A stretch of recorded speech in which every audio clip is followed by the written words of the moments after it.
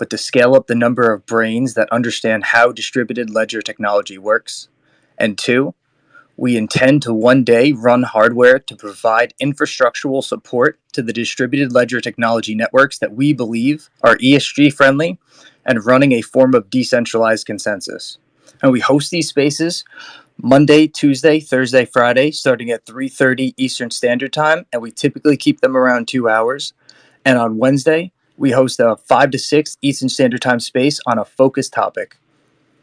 And if you could give us a follow on Twitter and a subscribe on YouTube, we stream these spaces live from Twitter to YouTube daily. I just want to say thank you to everyone who watches our content and subscribes. Yeah, basically, we're here to engage the community. So if anybody has a question, please just raise your hand. And if you're curious about something, I'm sure somebody else is probably also curious about the same thing. So all questions are good. And this is an open forum. Just please be cordial if you do come up to speak, and welcome to the space, and please raise your hand.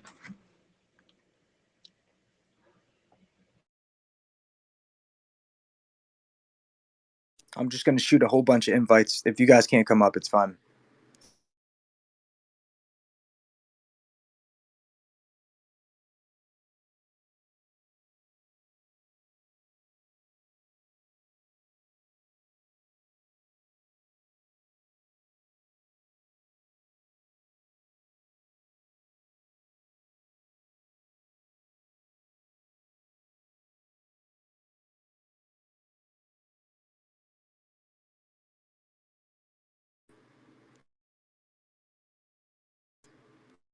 All right. Good evening, everybody. Good morning and good afternoon, I should say, also, depending on where you are watching and listening from.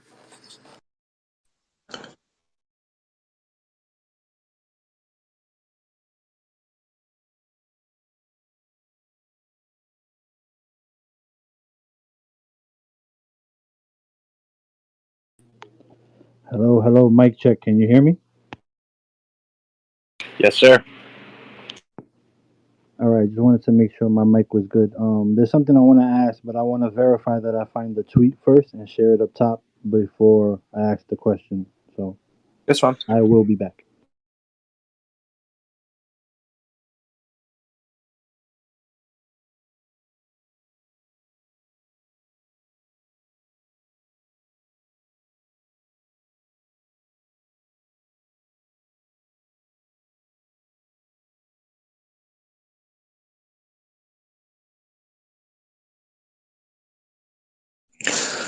Hello, people.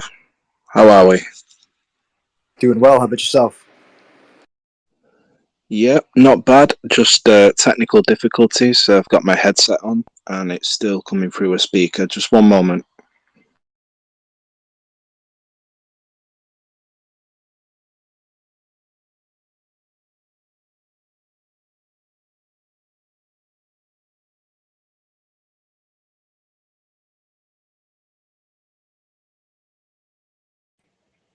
Yeah, good to go.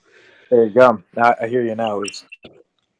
Sorry, I fell off there. Yeah, I got a baby shower party going on across the street, so I kind of had to scoot out of there real quick to get back over here. But I've kind of stumbled into the Filipino community here locally, and one of the girls is going to be due soon, so I had to go guess the delivery date. Kind of fun. I mean, it doesn't really matter, but still fun. That's awesome. Karma, if you buy them something over Amazon and send it to the house, it's technically Internet of Value. In some sense, No, I was joking. I was trying to be funny. Well, I mean, in some sense, it is value exchange. I just think, obviously, things are being routed through the old plumbing.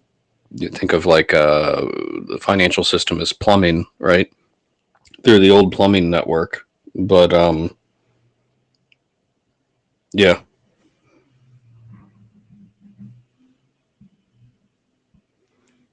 So So, guys, a lot of hot topics coming in today. A lot of FUD about Tether. A lot of connections with,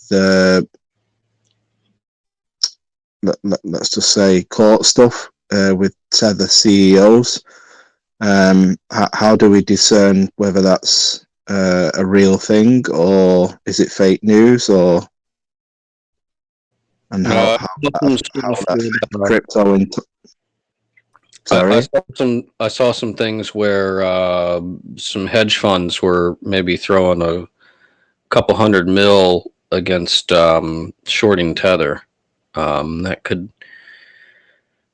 be bad for somebody, right? Like that could either be bad for Tether or that could be bad for the people that shorted it. No, I personally think it's just made up. They're getting ready to run. I'm pretty sure. Yeah, I'm not sure if that news is real or not exactly, but my own speculation is it's only going to get worse for them.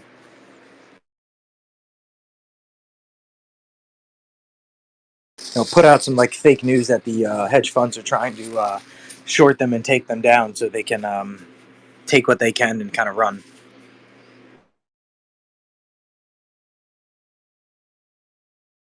Well, and I also saw some stuff where Jay Powell, the chairman of the Fed, was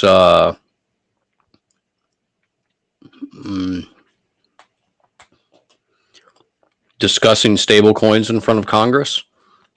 And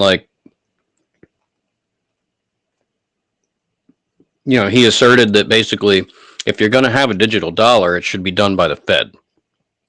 And I'm going to tend to agree with him. Private sector money, the USDC CEO was saying, the innovation comes from the private sector. I agree. But the end game, there's a saying, and I've never been able to figure out who I read this from. This is not my thought. But, innovation comes from sort of people outside of an industry. And this is to some degree why I think the Ripple strategy working with banks is astute, is innovation comes from folks outside the industry, which Ripple started off like it's not a bank, right? But it's implemented by the actual industry. So if you're not working with the industry, I mean, you can come up with innovation outside, but if you want to see it scale up and implemented, you're going to have to work with the industry. It's just how it works. That's why you have all these acquisitions and mergers. And I think we were talking the other day about how, various industries sort of go through consolidation periods. Like this is reasonable, or at least reasonable to expect.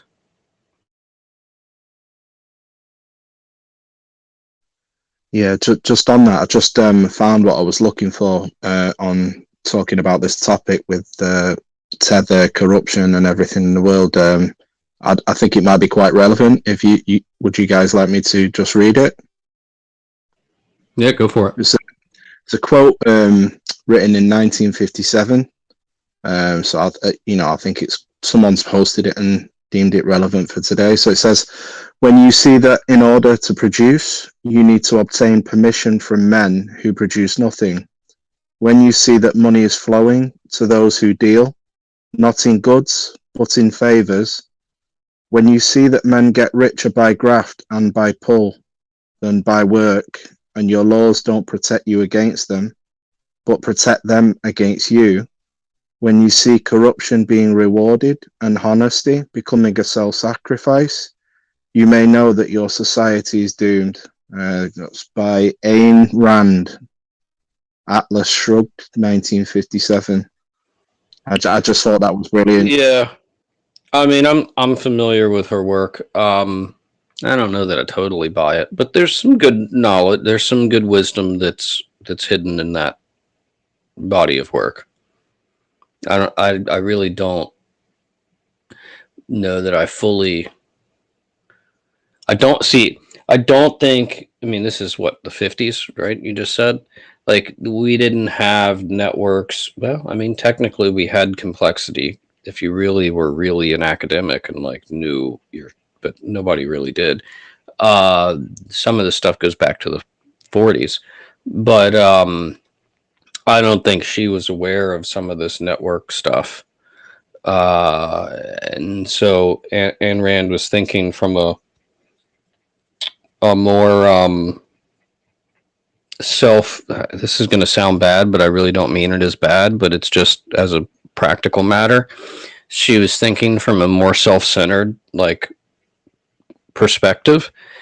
Not that she herself was self-centered, but that's just, she was thinking of a system where each actor is, and still a lot of economic orthodoxy follows this thought pattern, which I think is flawed, but whatever.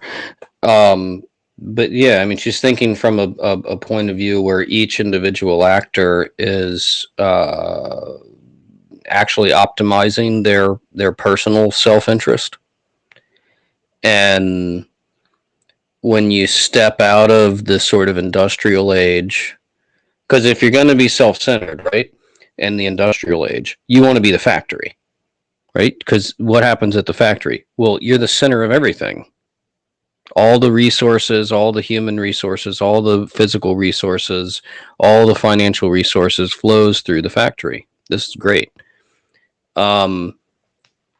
And that's how efficiency gains were achieved in the industrial age. In the networked age, I think efficiency gains are achieved more through networking. So I would question the basis, I would question the basis of Ayn Rand's thinking in as applied to the current environment, like the world that we live in. I mean, we can't go back to the 50s. In the 50s, I think she was probably pretty close to dead on. But I think the rules to the game have changed. I mean, the economic drivers, the drivers of the way you achieve efficiency gains, like this is all changed. So I like Ayn Rand, and I've read a good bit of her work, but I don't know that it's totally applies to the networked world. There's just differences, because you don't want. I mean, what was all a blockchain about? Decentralization. Okay, what is the industrial age about? Centralization. I mean, they're polar opposites. Cloud and blockchain, two totally different.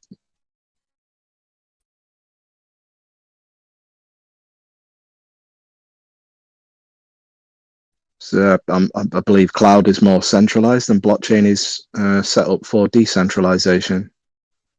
So is one going to leapfrog the other?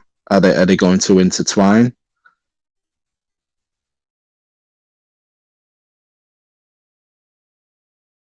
Well, I think that they're, yeah, I think it's a leapfrog thing. And you generally see the more like third world countries like Mongolia, you see the various African nations with Moja Loop. Yes, they're going to leapfrog the centralized Visa, MasterCard. Yeah, I think that's a reasonable outcome. I mean, like it's higher probability than zero, certainly, that's the outcome. Yeah, I definitely agree. I've been saying for a long time, I think like nations like the UAE and Africa are going to be they're going to be doing what we've done in 50 to 60 years in like 10 to 15 years, right? They're going to just astronomically move through the technology, and I think they're going to be like very prominent and up and coming places to live in the world. Well, it still maybe boils down to control of the resources. And Carmi say the factories are centralized, and if crypto is decentralized, well, what happens when you have the decentralized crypto working with factories to bring that into line? You still have the resources of the natural resources used to make the product or whatever it is, and then you need the human resources. So the United States has allowed China to take the manufacturing, the factory jobs, because people didn't want to work them, and we wanted our cheap products. So we kind of did it to ourselves almost. It's already being done in crypto too, with mining equipment and mining for crypto. So you can look at that, what you just said, at that way too. They already have factories that produce mining equipment for certain big players, and they can actually stop production for certain players if they wanted to, which we've seen that happen with when China had that meltdown and people was trying to get out of China for their mining equipment and move them overseas and stuff like that. And during that same time, um, I think U.S. was pulling out of a certain place where the U.S. was controlling a lot of the precious metal mining facilities that they had over there. But after they left, it went into China's control, I believe it was. But this happened back in like 2020, 2021-ish, I believe.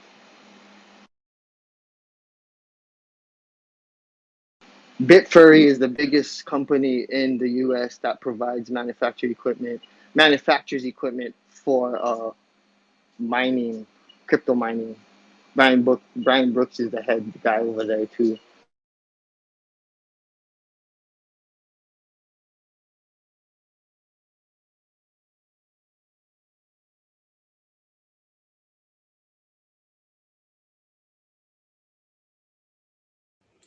See, I think the idea that you spend all this money on these, and I'm sorry, I'm going to kind of rag on proof of work, but it's just not efficient. And I mean, the idea that, let's say I want to start up a karma coverage, okay? If I need a freaking warehouse of servers and stuff, this is cost prohibitive, right? Like I can't. What am I? I'm not. I can't drop hundreds of thousands of dollars. Um, I mean, it's if you want to run a full cluster, and I'm talking multiple nodes for like an XRP Ledger project that you're going to support, likely either a large project or multiple projects, you're looking at a couple of 10K. That's manageable. A couple 100K, different story. It just really, and that didn't even count the electricity cost. This is just a, I mean, there's like a viability problem here. I have, it's goofy to me that folks don't see the viability problem. Because to me, it's like, it's obvious. It's just obvious. Like, I don't know. Like, what, I mean, from a computational point of view, it's obvious. From a financial point of view, it's obvious. From an economic point of view, which I guess you could conflate with a financial point of view, it's obviously not going to work out in the long run. It's just not. I mean, people can call me crazy, but that's happened throughout my life. Then people come back a few years later and they go, "Oh, you remember that thing you said?" I'm like, "Yeah." Like, yeah, exactly what I said happened, right? Huh? Uh-huh, right. So, part of the problem is don't think too hard about some of this stuff. Like, put your basics hat on. And, yeah, like, I don't know, man. I don't, I just, I don't get how, that's why I say this market has been so weird. And it's weird because the market participants are thinking all sorts of weird thoughts. Thus, the market participants manifest a weird market. But eventually, that weirdness is going to wash away. The anti-bank, anti-government stuff, that's going to wash away. There will be regulations, and you know the like adults in the room who are thinking about stuff in a level-headed way will ultimately reign. Like that's just how it. I mean, every industry I've ever looked at, and I mean, some of these industries I've looked at are before I was even alive. But you watch a very like look at the railroads. You watch various industries develop, and there's always crazy stuff in the beginning. And I think we're just still in the beginning, and there's still a lot of crazy stuff. But it'll wash away.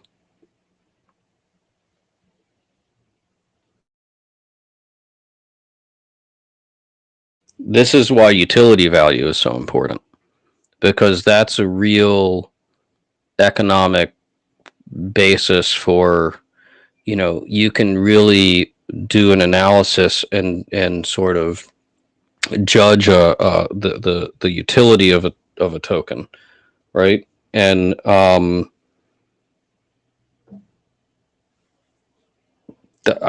just, some of these other tokens, I'm going to call them tokens, I don't know, crypto assets, whatever you want to call them. If there's no utility value, if you can't help like a real business doing real things in the real world, then you're not a real thingamajigger. This is one of my biggest bones to pick with like Bitcoin. I think Ethereum has utility value, right? You can pay gas fees. It's basically copied XRP's plan, slightly augmented, but at least there's real utility value there, right? If I want to do a transaction on Ethereum, I got to have some ETH to pay that gas fee. Same thing on XRP Ledger. If I want to do an XRP transaction on the XRP Ledger, I got to burn a small amount of XRP to pay for the fee. I think that makes sense from an economic point of view, anyhow. Bitcoin, I'm not so sure about.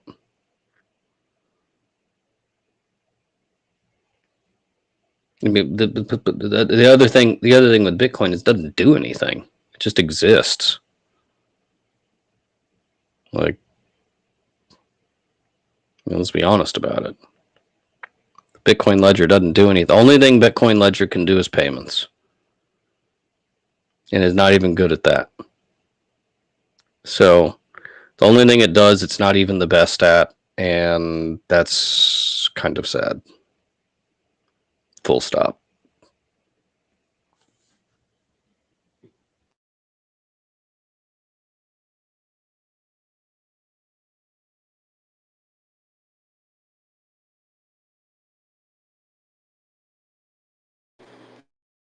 Yeah, I agree. From a long-term perspective, I don't think anything proof of work or proof of stake is going to be around personally. Yeah, I mean, big breakthrough. Hats off, man. Straight up, hats off. High five. Great job. But when you start assessing like long-term viability, no. Nope. Nope. And watch, everybody will tell me I'm freaking crazy. That's fine. And then watch what happens. I've been down this road before. Yeah, I think when I think of scalability, almost, I think it comes down to being able to be a multi-chain blockchain. And I think the only way that works is having distributed ledger technology that's running a form of consensus, because there's no way to have transactions occur multi-chain with clean output, quick, efficient, distributed consensus on both ends, right? So that all of the nodes are in agreement of the transaction occurring. Without that, all of those things being capable, it's just, that's where I would really think that even proof of work and proof of stake, just in that sense, would never be able to keep up. Proof of concept works. Well, proof of concept, that's a baby step. That's like what do you mean proof of concept? I would say this whole space is a proof of concept personally. But what did you exactly mean?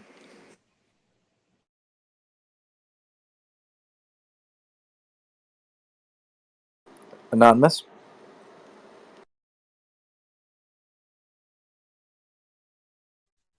Sorry, guys, I just threw that one in there. I had a feeling. Well, I mean, generally, when you do like a startup, right? You have your MVP, minimum viable product. That's like a proof of concept. I mean, I can see proof of work effectively. Let's fast forward 20 years. Proof of work can be like a nice proof of concept as a method for a distributed ledger. I do think to date, it doesn't mean something better is not going to come along, because something better likely will come along. But I think consensus, or whatever you want to call it, I think those cryptography methods are likely the best. Not likely, they are the best methods currently in existence. I think this is one of the reasons why it's the XRP ledger and community and Ripple, the company. I mean, look at the SEC case. Like, this is why this is such an attacked, fudded space. I mean, trust me, the banks are not worried about some Bitcoin ledger or Ethereum ledger where it takes 15, 20, 30, 45 minutes to do a transaction. Get the hell. I mean, no, dude. They love that, right? Like, if anything, the banks would want to promote those networks because they're not stupid. And in the long run, those networks have a 0% probability of actually stepping up to the plate and challenging the correspondent banking system. I mean, they just don't. Right? Imagine. The Sorry, go ahead, Anonymous.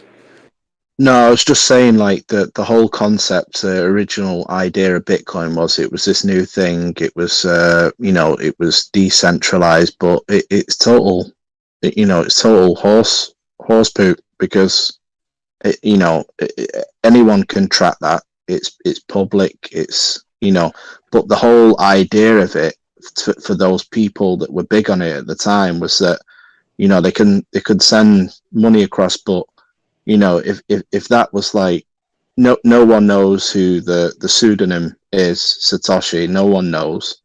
So let's say it was NSA. Let's say it was military. There's a guy, the $1 billion man, Dan Pino.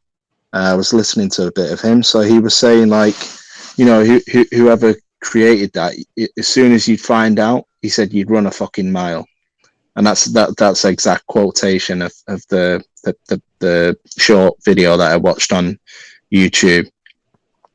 Well, see, I think it's sad, and I think it's intellectually dishonest, because I agree with the original vision of Satoshi and the peer-to-peer payment system. Like, wholeheartedly, I agree with that vision. I think there's a tremendous amount of good that can be brought to humanity with that vision. But you've got to execute on the vision, right? And I think the XRP ledger is, I mean, even Satoshi has a quote where he says, the XRP ledger is the only other ledger that's doing anything with trust. And I mean, I forget the exact quote, but it's something along those lines, or distributing trust. And if you're really intellectually honest about wanting to see a peer-to-peer payment system exist and grow and flourish and spread throughout the species, you can almost think of these things like viruses in some sense. Like, all of a sudden everybody's using it. Cool. But like a good virus, like a virus that makes you more healthy, or saves you costs. Yeah, I mean, the XRP ledgers, obviously the XLM's good too. And there will be more, certainly. But this is what's been so weird to me. If the Bitcoin community that has, been so fervently attacking the XRP community over all these years, if they were really truly interested in accomplishing the goal, they wouldn't be attacking the XRP ledger. They'd be adopting it. I mean, because even if you look on the, let's say, coin market cap, you've got, I think it was yesterday it was that whole market cap for Bitcoin was at something like 42-43%. You had ETH as low as 15%, and obviously the remaining percentage was the rest of the market. So if you look at all-time trend from Bitcoin dominance, it started up way on the top left-hand side of the page, and right now it's right down at the bottom right-hand side of the page. But however, the market cap was in green. That was obviously still in ascension. So if we Bitcoin will be an antique soon, 100%.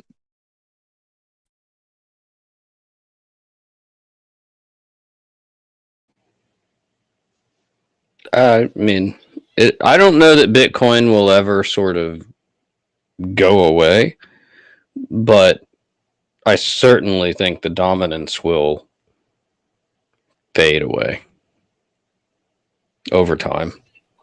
Karma, do you think that they're going to keep Bitcoin around at least until the system's completely built?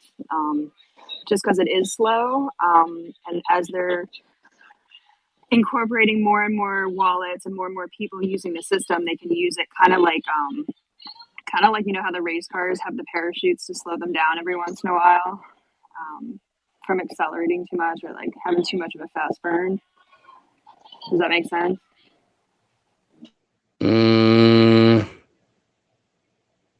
Kind of just like testing the system. I don't know, like because it's so slow.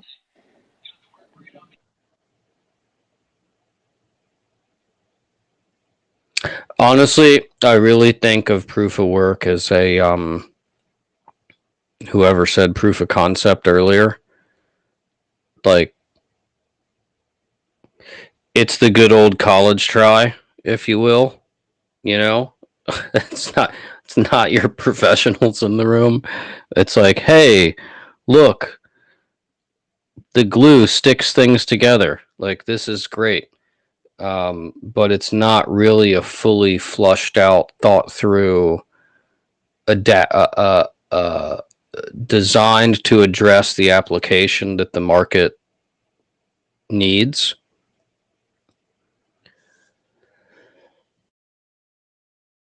So real-time gross settlements, no chance. Well, I mean, even in the beginning, like the Ripple team was, I think, had thoughts of effectively doing like a CBDC type thing for domestic economies, right? But then they quickly abandoned that idea because obviously the central bank of each jurisdiction is they wear the pants, right? Like, that's the central bank. You're just some stupid software company. And then they transitioned to the cross-border payment focus, which I also, again, I think that was a really good train. I don't think it was like as a brilliant of an idea as like interledger protocol or auto bridging or some of the other concepts that have come out of this project. But, still a very good, not an earth-shattering strategy, but I think it's a reasonable, just a practical strategy. And you're not threatening at that point to the central banks. You might be threatening to the correspondent banks, which is why I think you see some pushback from JP Morgan, Citibank, etc. But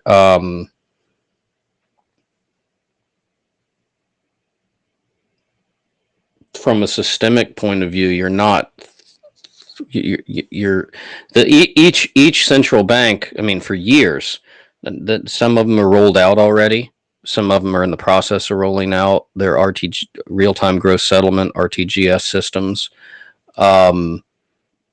That's awesome, quite honestly. I mean, I'm a huge supporter of those efforts. I don't know if that answers the question. I forget what the question was. It's just the way I see things going. You use one of these like distributed ledgers. It's a level playing field. Like, think of it. Okay, let's say I'm the bank of, I don't know, Malaysia. Pick a random country. Singapore. Who cares which country? And I step into a network with the U.S. Federal Reserve. Okay, if I step into this, consider this network like a playing field. Okay, as the Central Bank of Malaysia, I am absolutely the weaker player on this playing field. And the U.S. Fed is absolutely the 800-pound gorilla. So if we can use this distributed ledger technology to make me as the weaker player effectively through cryptography equal to the stronger player, I might be willing to play this game as the weaker player, right? Most innovation. This is oh shoot, what's his name? He died, unfortunately. It's a Christian. What's his name? It'll come to me. But anyway, he did a bunch of research. He was a Harvard guy, and basically showed that when you want to bring an innovative, business model innovation is the most dangerous innovation to incumbents. Right? If you can improve their business model, fine, they'll just acquire you. If you can beat their business model, now there's a problem. Okay, and you've seen this in the petroleum industry or energy industry. You know, they'll buy a lot of these innovations that make energy usage more efficient, and they shelve them. Right, because they don't have any interest in being more. Their interest is in being not energy efficient, because then you got to buy more of their oil. Right, if you can get more use or utility value out of their oil, then they sell less oil. Okay, this is bad. Right, like CEO gets fired, kind of bad. So they'll buy a lot of these innovations and shelve them just to make sure they don't come to market. But when you see real, true, innovative business models and technologies that come about, they often, almost always, initially address themselves to a segment of the market that the incumbents are not capable of serving profitably. So look at remittance in the crypto world, right? So you got 7 to 10% cost on remittances. Well, crypto, even Bitcoin, right? Even Bitcoin can cut that 7 to 10% down to, way less. I don't know exact numbers, but way less, and improve the speed. As slow as Bitcoin is, it's faster than the incumbent system. So what happens is these innovations get their toehold on this market segment that the incumbents can't serve, and then that's the start of it. Then what happens is the innovators work their way up the market.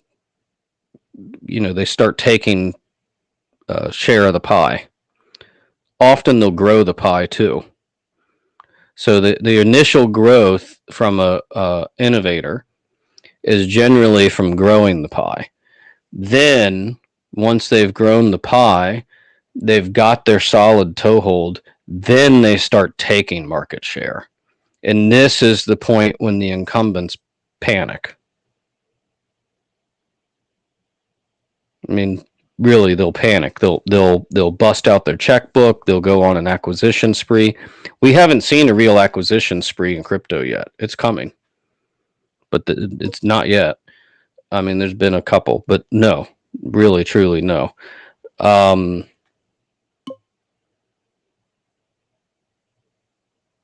I'm not sure if I'm addressing your question. I'm halfway just thinking out loud. I'm just sort of I'm thinking things through it in my head. But yeah, like that's how things happen. And XRP, I mean, all of crypto, don't even forget XRP. All of crypto is basically along these same lines. I mean, there's a ton of companies that are remittance companies, and they go run through the Bitcoin network, and the Bitcoin network has a ton of liquidity. So there you go, that works. I mean, it works better than the existing solutions or options.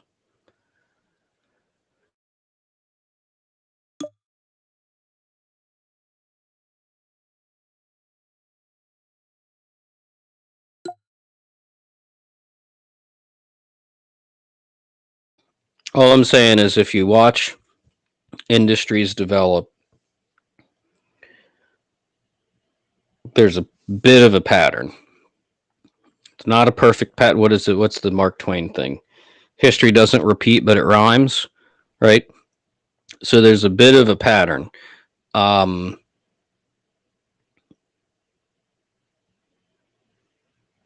not going to predict it perfectly. That's ridiculous to even consider.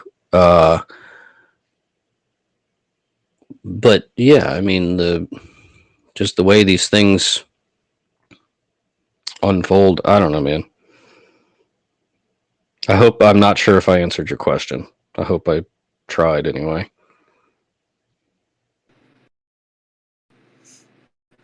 And listen, if anybody wants to come up, it's open for them. You could just hit that request at the bottom left if you'd like to come speak, ask any questions, if you want to change the topic. And if you could also, at the bottom right, there's a little plus sign. If you could retweet the space, just kind of brings more attention to what we're doing. But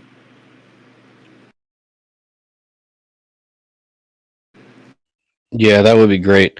We're trying to get this to expose to as many folks as possible. The goal here is to produce some valuable information and spread it broadly, I guess. So yeah, appreciate that. I found my question, Karma. If you permit me to speak really quick, Yeah, go for it, man. I'll keep it brief because I got the kids pretty loud. So the Bank of France about 15 hours ago released a statement. I retweeted it's on top of the space so you can read it as well. So they're going to be doing a joint organized meeting with the IMF, OECD, and the Bank of Italy, and they're going to speak about international. They're going to speak about international capital flows and financial policies. So, if we were to listen to that, what can we expect them to talk about in terms of blockchain, and how would Internet of Value be brought up in I guess in this conference? I would think so. I heard something about this a few months back. I mean, I think it'll be CBDC oriented, which makes sense. The key to me is who is supplying the liquidity. Okay, CBDC, cool, yay. No one cares, right? Where's the liquidity coming from? It's most likely going to come from the there might be some liquidity from the public, from like a central bank, but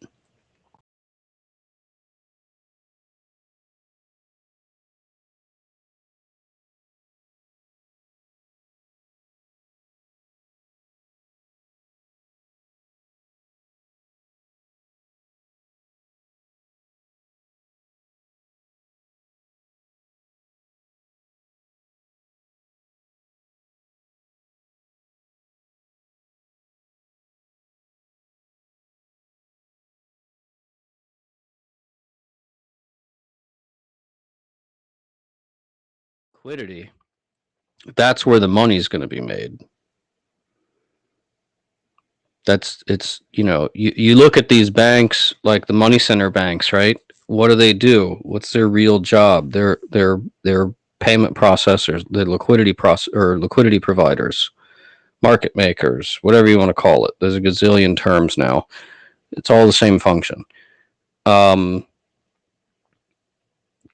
That's where the permanent money stands to be made. I mean, you could get like a good speculative pop on some, Bitcoin or whatever. Cool story, bro. But if you're actually part of the plumbing and you make money on the flow through the system, that's permanent profits.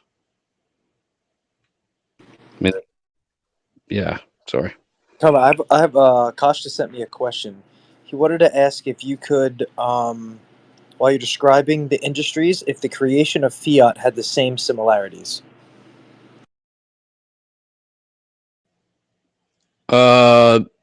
Similarities to what? I mean, in some degree, the commercial banks, I mean, they print more money than the central banks, right? Through the fractional reserve process. And then they earn interest on the money they created out of nothing. Okay, they're liquidity providers.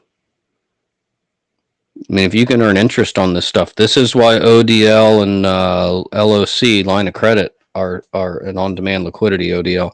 This is why these are such brilliant strategic moves. I mean, these are the types of strategies that that would give Ripple and anybody that holds XRP, that because I do think they're going to allow the yous and me's of the world to supply liquidity in sort of a crowd-funded manner, or peer-to-peer crowdsourced manner. This is why I think that it's such a good strategic move, because you put some money out, you get some back plus interest. Okay, now you got a real viable business, right? Versus you put some money out and it's gone. Cool story, bro. Like, it's only a matter of time till you run out of money. So, Karma, quick question: how do you translate capital flows into like blockchain terminology? Like, if capital flows were to run through the XRP ledger, what would its title be, or what would its name be? Would it be capital flow? Would it be Generally, in crypto, you hear it called like liquidity or liquidity depth, which is a reasonable term. That's what it is. This is why. So, like with line of credit, effectively, you're able to rent liquidity. So instead of having to say make a capital expense, like I'm so confident in this XRP thing or Bitcoin thing or Ethereum thing or whatever the hell, it doesn't matter which one, same principles. I'm so confident I'm willing to make a capital expense to acquire a bunch of this asset. Versus, well, I don't know. Seems like it might save me some marginal expenses. if I can just rent it, cool. Like, rent's a lot cheaper than buying a house, you know? So a lot more people can rent than can buy. That I'm not even touching on the regulatory aspect of how do these companies, if they're gonna buy, like maybe they want to, but if they're gonna buy, how do they account for this? How do they put it on the balance sheet? How's it accounted for? Is there an asset and a liability, which I saw one mention of a few weeks ago?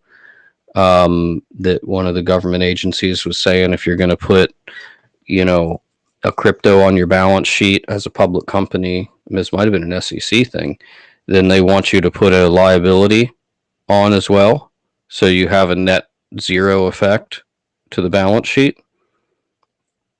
That's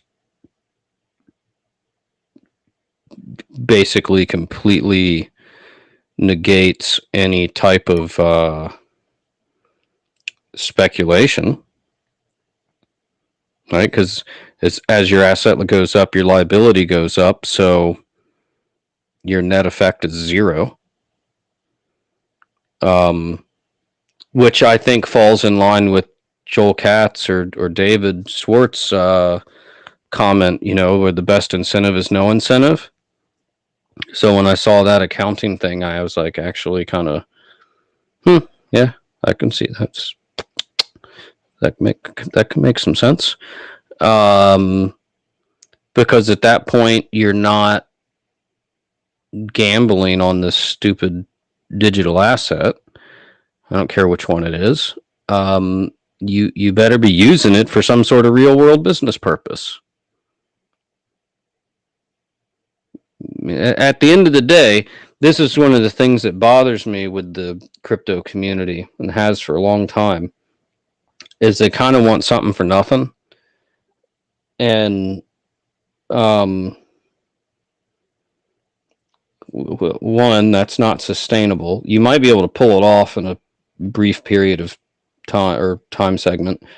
But no, man, like you got to be doing something in the real world that's creating value for real people, doing a real product or service or something real, and use these crypto tools to effectively like reduce your cost.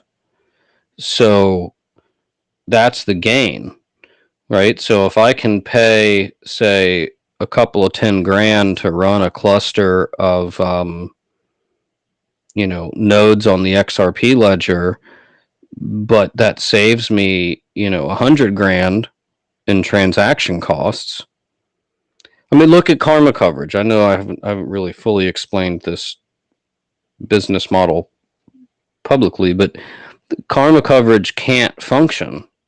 Like, it's a non-viable business model if you start paying 3% credit card fees per transaction. That 3% makes the entire business model totally non-viable. It's game over. There's no sense in trying to start it. Nope. It's over. It breaks breaks the whole model. Versus if you can pay, 0.00012 of a penny per transaction, all of a sudden this is a very viable business model. Like stuff like that. And I think that this technology is going to enable new business models. That's where the fun stuff is, that are not currently viable, because of the high transaction costs. I mean, that's a prime example. I mean, I don't have karma coverage going or anything, but it's really, I mean, this is what attracted me to originally to the XRP ledger. Is I had this model that if you took the transaction costs out, the model worked. If you throw in 3% and like 30 cents per transaction fees, the model doesn't work. It just doesn't. So I also needed trust lines. But I mean, I hope that's a decent example. I know I've not really explained karma coverage, and I don't really want to get into that. But see, there's been a lot of innovation, and this new technology, it offers up a lot of opportunity. But like in this environment, let's just say for me, from what I've seen, there's a lot of partnerships that have already been built up beforehand. So it's really difficult because some people have invested from the last 4 years. So the economic downtrend that we're in, you know, usually for startup costs, it will take a lot of money. But in terms of building up rapport with people in spaces and stuff like that, it's not always easy because you still need a layer of trust. But one thing I'm hoping is this technology, it will open up a lot of innovation for individuals who normally haven't got the networking to develop stuff. And the more people with experience and stuff like that, it's going to be an advantage. But also the web layer one blockchains, interconnectivity, the cheap transaction fees, what the real world application will be. It does, if you're a creative person, you can make a success of something. Even if you're holding a lot of, let's say, bridge wheel currency, you could, you could go into the finance in institutional investment and all down those areas. So, I mean, it's still early days, but for some people, I think there are some people already ahead of the ball, whereas some of the people just currently are like long-term hodlers. It takes a while to develop that entrepreneurship and that business partnership mind. So it's not for me, from what I can see, it's not that easy. And there's a lot of mental stigma because I've heard a lot of FUD going around. Is something a Ponzi scheme? There's a lot of rug pulls.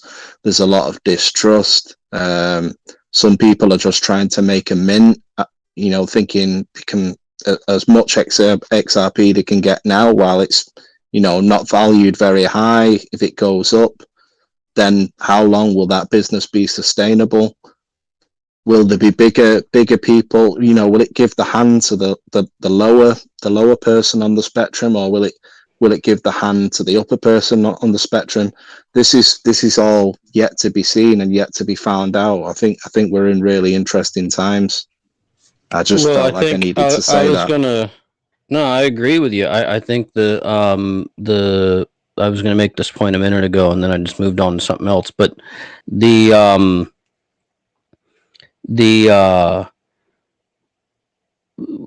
cryptography matters, right? The no incentive is the best incentive. Like I can't. There's real true brilliance in that simple statement.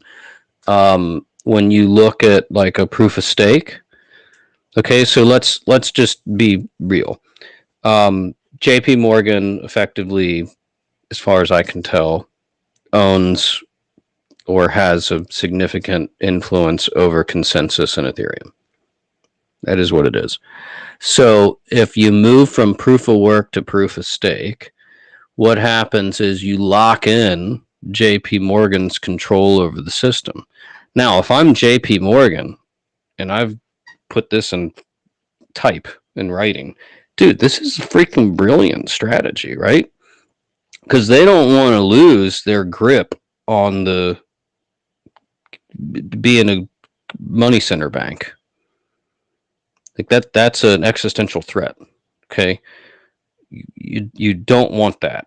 Okay, it's like cancer, right? You don't want cancer. And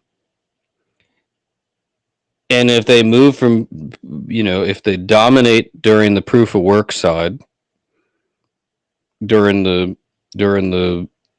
pre-sale side, and they've got a large stake of ETH, and then you move over to a proof of work type of consensus mechanism, then your dominance is just extended into time, forward into time, like across time. It's brilliant. It's brilliant. Honestly, it's a brilliant strategy. I mean, hats off, high five. Like, if I was JP Morgan and I was smart enough, I would do the same thing. Do I think that's the... Sorry, go ahead. No, sorry, go on, Karma. Well, if I could just interrupt, I just want to say thank you to everyone who joins and comes up to speak. We wouldn't be doing these if it wasn't for you guys finding them valuable. We host these spaces Monday, Tuesday, Thursday, and Friday, starting at 3:30 Eastern Standard. And on Wednesday, we host a 5 to 6 Eastern Standard Time space on a focused topic. This week's topic is going to be payment channels, which is tomorrow, guys. And all of our Twitter spaces are also live on YouTube. So if you could go over there and subscribe, the link is in our bio at ledgerscale.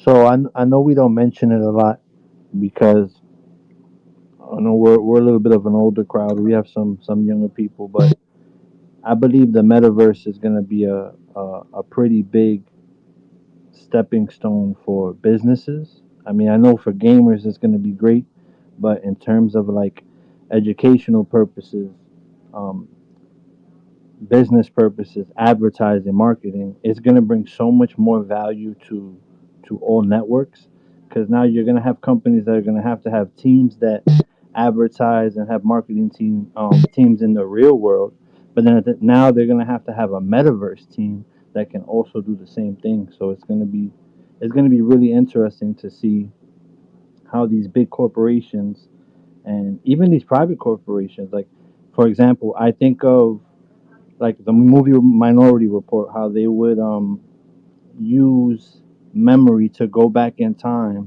and figure out what the crime scene looked like. And I see that happening in the metaverse. I see like the FBI or CSI teams recreating a crime scene through the metaverse using the data that they have and being able to visualize to do a more informed decision. And also on the educational side, like if you have students that are in the 7th grade and you want to teach them about the jungle, it would be great to take them to an actual jungle and have them see the environment, you know. And if you have adults that are in the metaverse, you can also, as a business, have advertisements for them. And I think that's going to be a really, really, really huge step for the Internet of Value, and it's going to just bring so much liquidity to the network. And like crypto, can I ask you a question? Totally agree, by the way. You could ask me 10 questions, Egyptian. Okay. So have you heard about 3D TV before? Well, hang on one second, Egyptian. I want to thank a couple of people. I'm not going to name them. Go ahead. But we've had a couple of people send 100 XRP and 40 XLM, and I know that's just a start, but we as a team appreciate that. So thank you to the folks who did that.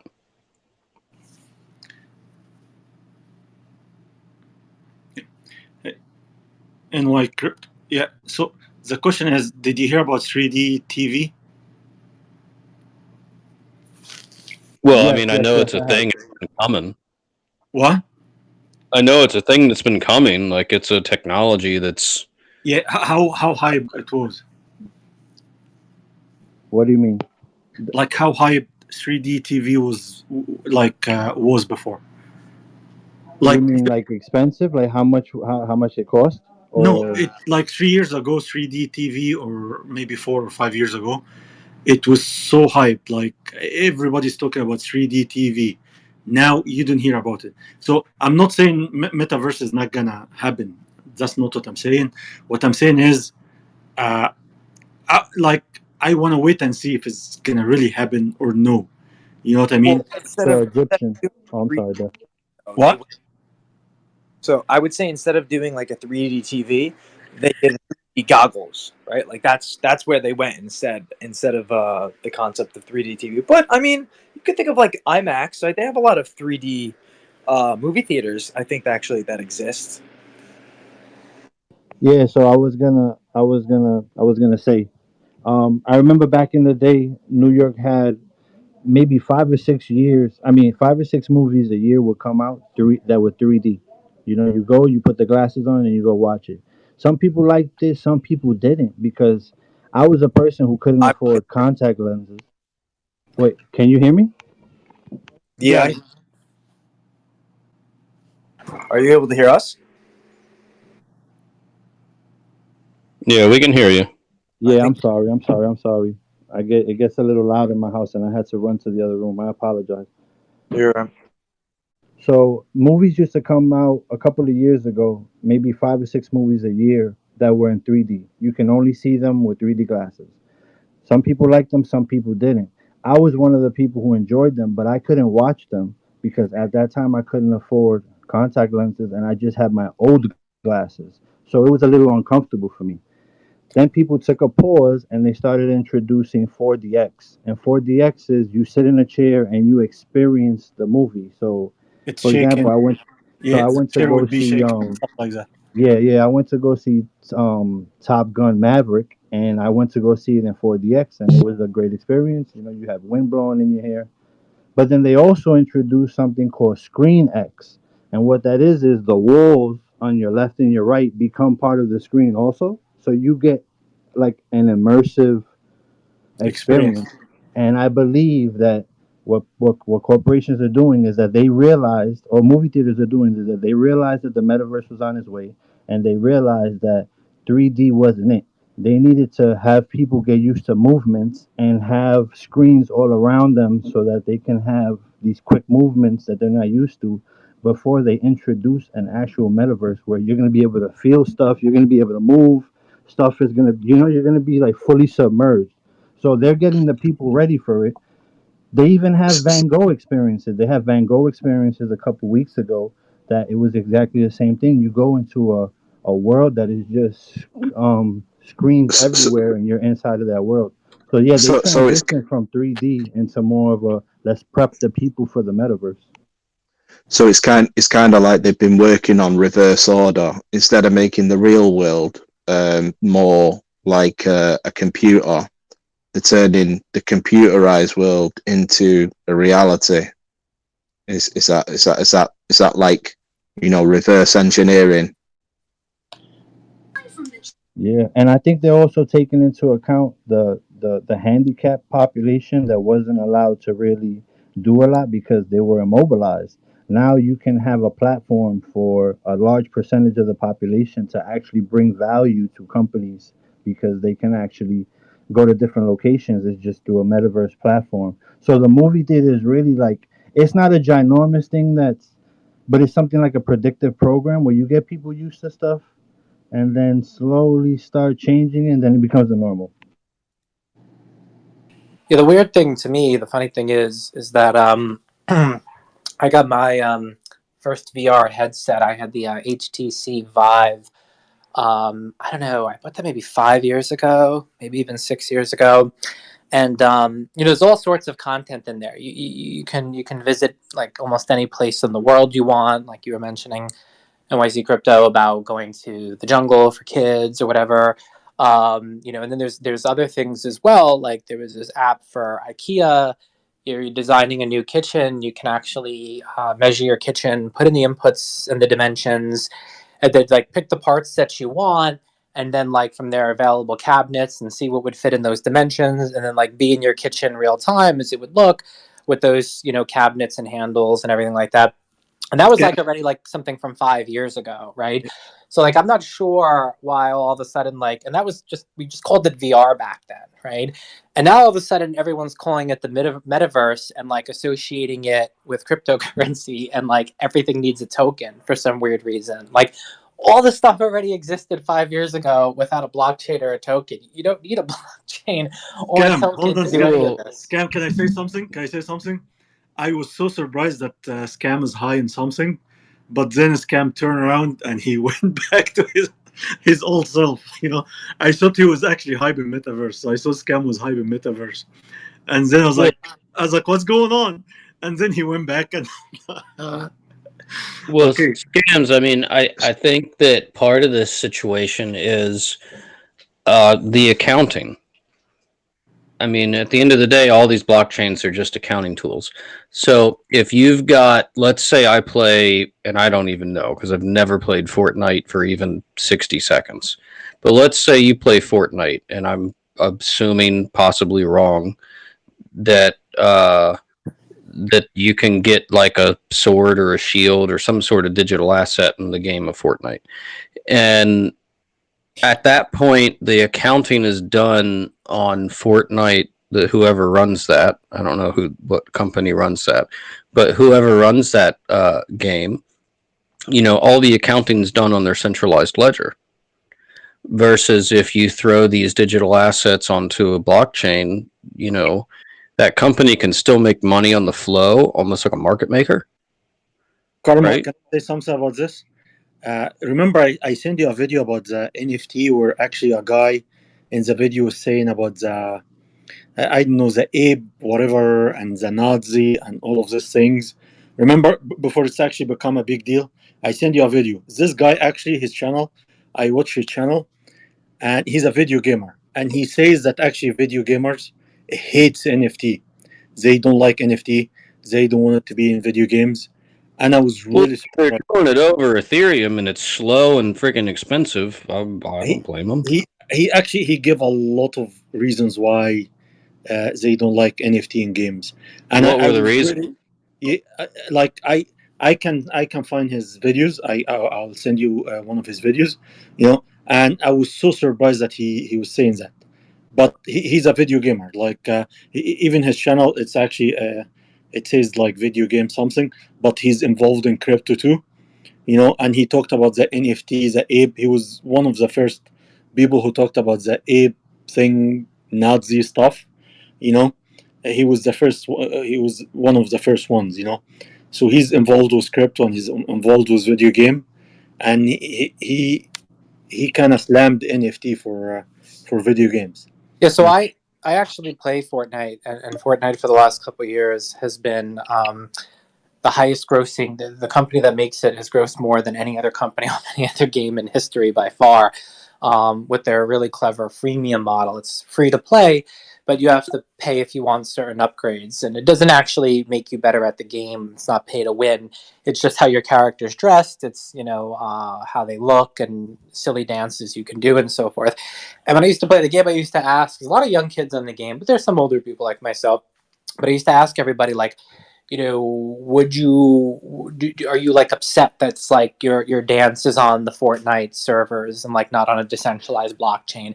And the most common answers I got back were, huh? What's a blockchain? And then like if you explained it to them, they're like, no, like why would I care about that? How would it enhance my experience in the game? They have like no interest anyway whatsoever. And then another one that people always commonly think are like good for games. I'll give an example is like Magic the Gathering, right? So it's another game I play. I played it since I was a child. And it's a physical card game, but it's still physical cards, but it's moved into the virtual space as well. So like you can buy virtual packs of cards and open them and get rares and build your decks and play other players. And I actually know somebody who works very closely to that particular game. And I talked to them about it, and they're like, "Oh no, we would never do that. Like, we hate that idea, because if you put it on a blockchain as an NFT, you then start to have the ability to like sell them. You have a secondary market, and the game creators actually they don't really want that. It's much more profitable for them to keep selling you all of these packs, right? And you have to keep opening packs until you get the cards you want. Is what would happen with a secondary marketplace is you get arbitrage opportunities, right? Where people who opened up a lot of packs and got a lot of a certain card, but they don't want it, they could sell it to somebody else who could acquire those cheaper than opening up all those packs. Or if somebody quit the game, they might sell everything before they quit the game, and those go back into the economy, and those people don't need to now buy packs from the retailer. And even if you give them a percentage cut when you're turning them over, it's still not as profitable as paying for the whole pack. Like it's 100% profit each time on that, because it's just virtual cards they're opening up. So a lot of these game creators actually aren't interested in it either, because it would actually hurt their revenue models, according to them. And I posted a video where he talked about the ApeCoin whatever conspiracy theory, but that's his channel. It's called what does it call? 1 second, let me check his channel. Something Echelon Games, Epic Echelon Games or something like that. Yeah, Upper Echelon Gamers. So he's a gamers, but I'm trying to find the NFT video for him. He is really really good YouTuber. I like his videos. It's really well made, and he talked about the NFT and video games, and his opinion actually kind of interesting. Yeah, a huge green candle. I saw that you had your hand up before, man. If you wanted to, if you want to go while Egyptian looks for that. Hey, thanks. I was just gonna say, I'm a Apple guy. I kind of follow what they're doing, and I've seen the VR stuff, since it started. I checked out Pokemon Go just because of the VR stuff. Kind of neat, bringing virtual items into the real world. I didn't really get. I didn't want to do the Oculus just because I'm not really a Facebook fan, and advertisings and stuff like that. Not really super stoked on it. But I'm interested to see what Apple might bring to this space. I'm not the biggest Facebook fan, and I'm definitely not a fan of the advertising revenue model. Not at all. So that's what Facebook and Google do. See what Apple brings to that. Apple does not practice the advertising revenue model. So fair enough. They do skim a lot of the payments. I have a little bit of an issue with that because they're like, you think the credit card companies are bad? Dude, I think Apple takes like 30%. Okay, that's 10x 3%, and 3% is expensive. You can get it cheaper than that if you have like high volume of payment flow. Yeah. But Facebook is, if it's become successful metaverse, they're gonna do the same business model. It's not gonna change that much, And the thing is, that's why I don't really want to support it, to be quite frank. Yeah, the thing is about Facebook, and I don't know if you guys feel the same way or no. Like I have feeling Facebook is reached the point that it's kind of hated, and I don't think the metaverse is gonna. Yeah, you say that though, but the Oculus, right, which is Facebook, is like the most bought and most used VR in the entire world. First of all, how many people do VR, and you know what I mean? Like, how big is that? Out of the people who do VR, it's well, it's not how many people do it today, Egyptian. It's how many people are going to do it tomorrow. Because you can only bet on the future. Betting on the past is not possible. But that's why I think the metaverse is like a more organized format. Like I agree with what Scam says. All this stuff has existed for a very long time. It's just, I hate saying the word, but it hasn't been centralized. So I feel like what the metaverse does is it allows all of these great inventions to exist on one platform and then be able to interoperate with other platforms. I think that's the reason why Facebook's Libra got cut down. Can you imagine that them releasing the metaverse that they have now with the coin? They would conquer the world. Like it would be over. We wouldn't have to go nowhere. Everybody's on Facebook already. We would be, let's say, everybody else that would try to come up with metaverses would be second place. So that's what I believe the Libra was cut down, because they would have cornered the game. Like that's my opinion. My opinion is I think they should stay away from the Facebook brand. Like if they wanna and they should stick to what is the name of the VR they using? The Oculus or whatever, you know? Because I think Facebook name is kind of like has a stigma to it, and I feel like one of the reasons they changed their name to Meta is because the name of Facebook itself, it's kind of has like a negative. I don't know. I agree, and Yeah, so it's a rebranding, right? And I think that's yeah. essentially what we're seeing with virtual reality, right? The rebrand of virtual reality is metaverse, and the technology is just a little bit more advanced. And 15, 20 years will go by, Egyptian, and nobody will ever know what Facebook was if they don't want it to be that way, right? Everybody will just know Meta, and to be honest, that's just really how it goes. And that's there's been companies that have been around for a couple hundred years. They just change their name every once in a while. In terms of VR, has anyone heard of the Felicia Robo 5000? I believe it's quite big in Japan and China. I don't know, but it What sounds. the hell is that? Yeah, I don't know if I want to know anonymous. It's an intimate experience, Egyptian. Oh, here we go. I had a feeling. Here we go. No, I'm just playing, guys. I just threw that curveball in there, but no, I believe it is a serious thing that we'll see more in the future. No, it You exists. know, yeah, yeah. And it is in China and Japan, specifically China, because for so many years their one-child policy ended up a lot of parents trying to have males or aborting females or whatever, because a male was a bigger like revenue or moneymaker for the family or whatever. So they actually ended up with an overabundance of males there and not enough females. So now there's all these males in their 30s that don't have mates. So.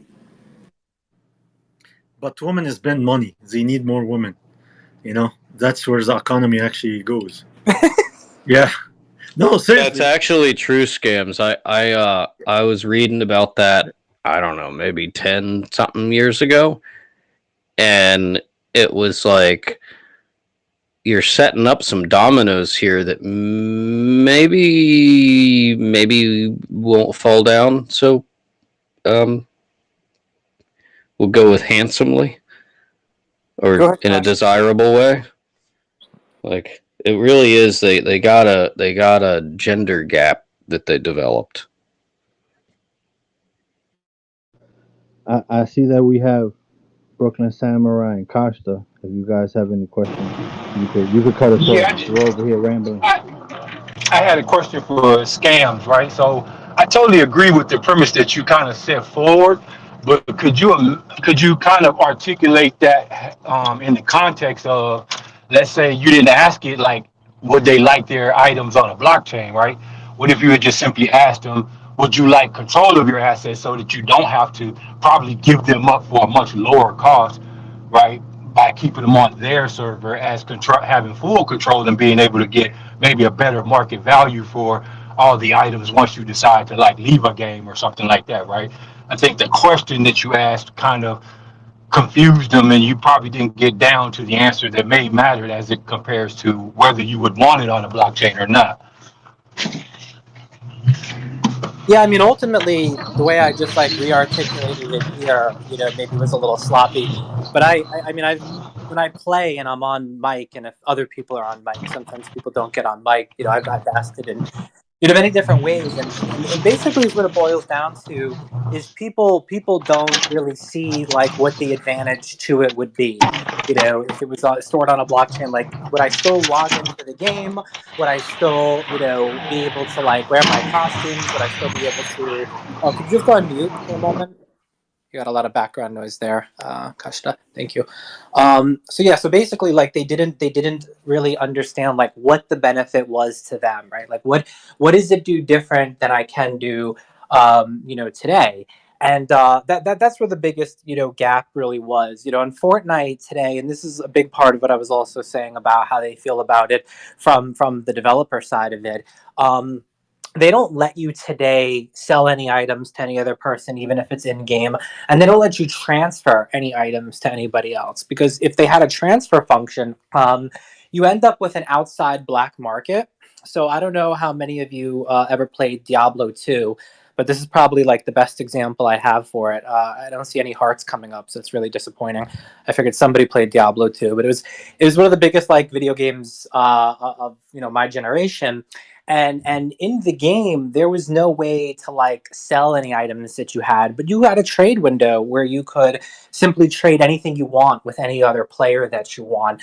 If you felt it was a fair trade, you could be getting ripped off or not. But you also could give away an item essentially. But is what happened, because it had that transferability, is a black market came up. And there's a forum called D2JSP. It still exists today, and Diablo 2 is still around today. And essentially, there was something on there called Forum Gold, which was like their own currency that they invented, and you could pay them for some of it, and you can transfer Forum Gold to another user, and then they'll transfer you a game in there. So they actually ended up in this case having a black market outside their game where they made 0% on it. So a lot of game makers, eventually learned not to even make items, transferable.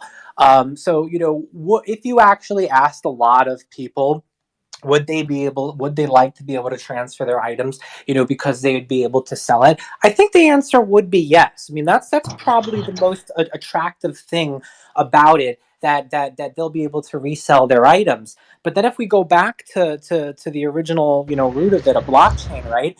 If a game maker doesn't need a blockchain to make items resellable, they can make a marketplace in the game, and they could have people resell them in the game, and they can take their 10% cut, 20% cut, whatever. You don't need a blockchain, and that would serve what these users want, to be able to resell their items to somebody else when they're done playing the game, and then recoup a little bit of their expenses into it for their hard work. Maybe some people even make money if they really knew how to grind well and get some of the best items and got a little lucky, right? But game makers don't build that in on purpose, because it's actually more profitable and make everybody chase the same items than having the resale. Because once people start to get done with the game, the market gets flooded with supply, and then it becomes very cheap, and you don't need to pay them anymore for the big bonus and bundle packs and so forth. You ever Yeah. heard of the So what game are Warframe? so Warframe, they so have a little dojo function, and they've been trading and allowing it for many, many years. It's on console and PC, I believe. Yeah, but scams. What I'm kind of hearing, and correct me if I'm wrong, is that there are always kind of these competing interests between the game creators and the game players, right? And so I can definitely see how the game creators would have some of those apprehensions. But from a user perspective, I think if articulated right, the users could definitely see the benefit, although it may contradict or go against what the interest of the game developer is. And so it seems like that's more of the core problem than it is whether it's on a blockchain or not. Right. Yeah, reselling is a concept that in games even goes before the time of blockchain or whatever. But you don't need the blockchain to resell. Now the thing people talk about blockchains for is to make them. And this is where you might need a blockchain, but I'll point out the problems really quick. People talk about interoperability between games, right? Like, what if I can take an asset from one game and put it into another game? But you could probably already see like some of the major problems there as well too, right? So like, let's say like I'm playing like a futuristic game, and I have like a really cool like space car that I got or whatever, and now I'm playing this other game and I want to import my asset, and it's a medieval game. Like, am I zooming on a spaceship through the medieval game while everyone else is on horses? Like, does that make any sense? Like, do the attributes still match up and allow me to do that and so forth? So even if you have a blockchain, it doesn't mean that like the asset is interoperable in the game unless the developers make it that way. And it still goes back to the age-old problem that I was mentioning earlier about the revenue model, right? So like a lot of developers don't want to do this because they're like, okay, like say everybody spent a ton of money on Fortnite and they have all these Fortnite skins now, and I just created this brand new game and I made it interoperable with Fortnite assets. Let's pretend Fortnite put all their assets on a blockchain.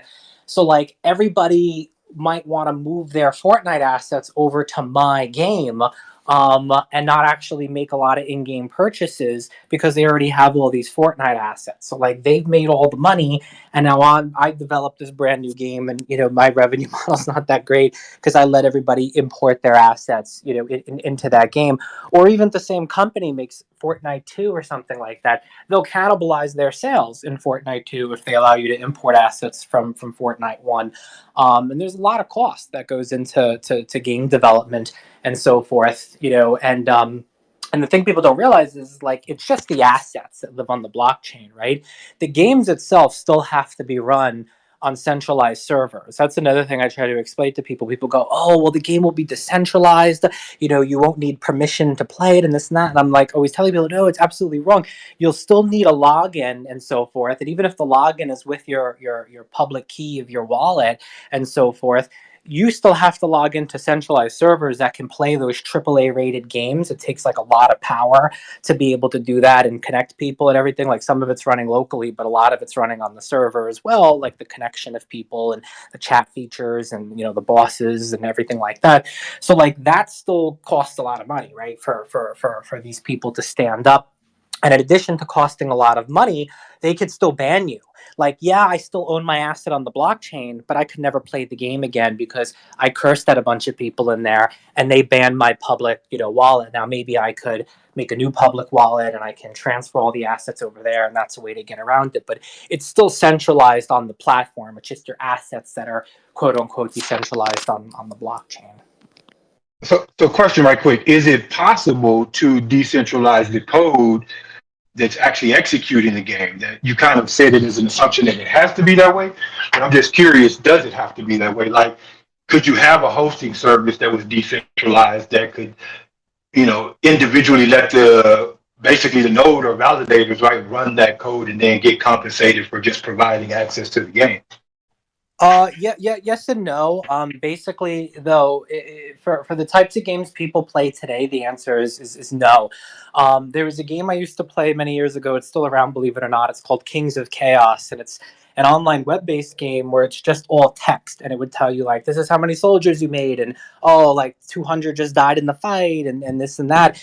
And essentially, is what we could all be doing is we could all be running like a Kings of Chaos node, if you would, with the same rules, and we're checking each other's work, like all the fights that happen and this and that, and we're like all running it at the same time to make sure nobody's cheating, and have replication of like the game server and database and everything, and all of us are putting computational power towards it, and that would work because it's a text-based game, and due to latency issues and computational power and all sorts of other things, like it could work theoretically, but it would be a lower level game, not the kind of games we have today. So I don't know if you've ever used like the Tor network, Onion routing, Tor browser and all that. That's like the what they call the dark web, if you will.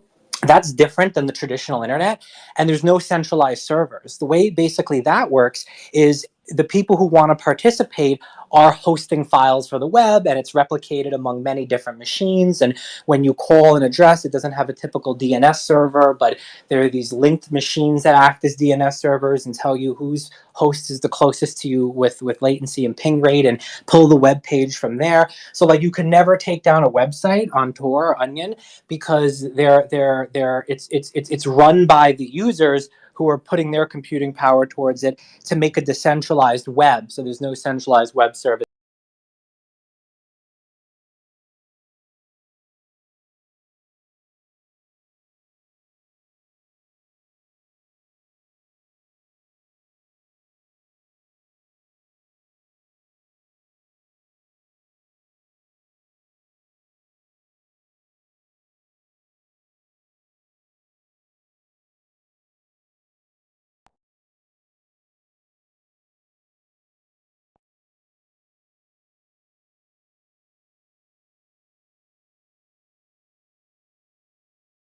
Go.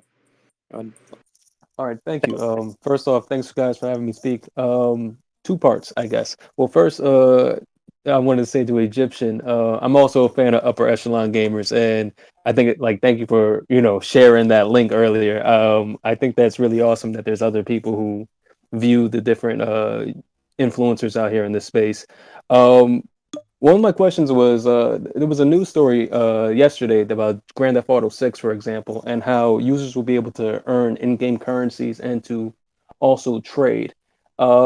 This conversation kind of reminded me of that. How would it work? What type of assets do you think would need to be implemented in such a manner in terms of speed and reliability? And do you guys think like is it like a ghost in a machine type of deal? Can you pull out these cryptocurrencies and actually use them for your everyday life and in the real world? Does anybody like have any other ideas about that?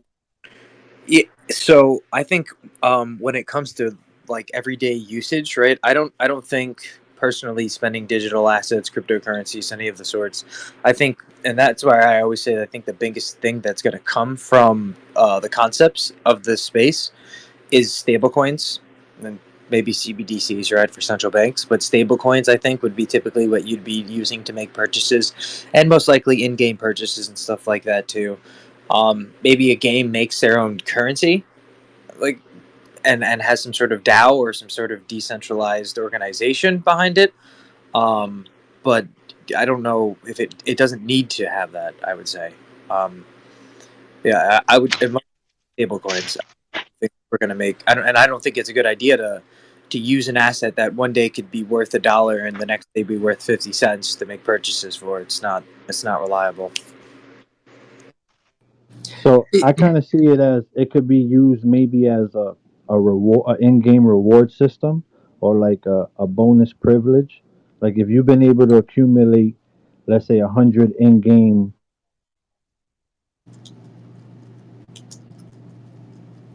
or we'll give you a free Say, pizza, Dark. or we could give you a free gun or something like that. It'll be good for like a reward system.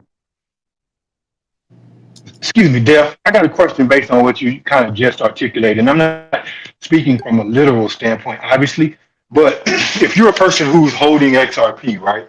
Let's just say hypothetically, you've been holding it for the last 5 years, and your portfolio's up because you bought it at 9 cents, right, or whatever. If you go into a store and you see something that you like, right, and so you're going to take that liquidity from your XRP to pay for it because you have it, right? But you converted it into a CBDC or a stable coin and then made the purchase. Which one of those are you actually spending? Well, so there. I mean, they would both be. One would be taking gains, right? So when you would be switching into that stable coin, that would be a taxable event in the sense that you owe the government money for whatever profit you've made, right? But then when you go to make that purchase, it would only be a sales tax. You wouldn't have like a capital gains tax, but I would figure you would still have like everyday sales tax. Yeah, I'm kind of like taxes aside. I'm just trying to get down to the concept of spending the assets, right? Because I get it totally, and I totally agree with you that the CBDCs and stable coins are probably going to be the most dominant form of actual payment. If we could use that as a word, actual payment. But I think that there's still a potential for Go people to be go with holding, settlement. Yeah. So in the sense, holding, you spending your holding a lot of these assets and then deciding that when they need to spend them, they're basically converted on demand for spending. Yeah, and you have services like that that exist today, kind of like your Uphold card and your you have crypto debit cards where, I mean, essentially you are spending your crypto, right? But they're just keeping your crypto and they're converting whatever it is on the back end for the merchant itself. And I think it probably would remain like that way. The only difference is the merchant would have like instant settlement because they would be using a stable coin rather than this 5 to 6 day wait time for their actual money to settle for making when you make a purchase. Right, but without introducing a third party, right? I'm using the Zoom app, right, and I go into the store and I want to pay for something, why can't I just convert my XRP into the USDC right from my Zoom wallet? I mean, spend the stable coin or spend the CBDC, right? Without the use of these third parties or cards that might ultimately end up adding in additional fees, like we always know these card people do. Yeah, I agree. I mean, you could think of Zum as like the third party, honestly, in this case scenario, right? They're just not really charging you a fee or anything. Maybe actually, they probably will charge a fee for their on and off ramp services. So, but yeah, I think when you could bring the fee of the actual transaction to nominally zero, they don't really have a big excuse on why they're charging so much, because it creates so much more competition if they were to still uh, have like high fees. So I think that's a good in nature, right? Create more competition so that they have to lower their fee structures. But they'll go somewhere else to try and make that type of money. Yeah, I just kind of asked that question because I was listening earlier when y'all were talking about Bitcoin, and I think a thing that gets overlooked a lot of times is, right, we know that it's, has scalability problems, has high fees, et cetera, et cetera, et cetera, right? But a lot of this is just kind of how humans are choosing to use it, right? Because if a lot of Bitcoin was stored on the XRP ledger, immediately your transactional fee issue or dynamics, right, goes away, right? You spawn at very minimal fees, right? Nothing has to change about Bitcoin itself, right? So I think sometimes we put these conversations that are not kind of like finite things, right? Because again, I don't think the people who kind of create or person that created Bitcoin was necessarily trying to create a tool for corporates or banks to use, right? It was just an acknowledgement that there wasn't a place on the planet that didn't have all of its citizens subjected to the will of the state, right? When it came to value. And so that I think was the main premise of why Bitcoin was created, right? And either we're going to say it worked in that regard, or we're going to say that just nothing has worked in that regard. That is still the major issue that we have today. Yeah, I agree. And it's like to say say if Bitcoin right became that took that position, right? I think we would still have the same rooted problems in the sense of right people are going to probably the most powerful people are going to probably accumulate the most, and then they're probably going to have the say of what goes on. And it's just like I don't know, it's more of like a human nature kind of thing. Like history is always just going to repeat itself. Um so I don't think our system is broken. I think the people behind the system maybe need to be replaced.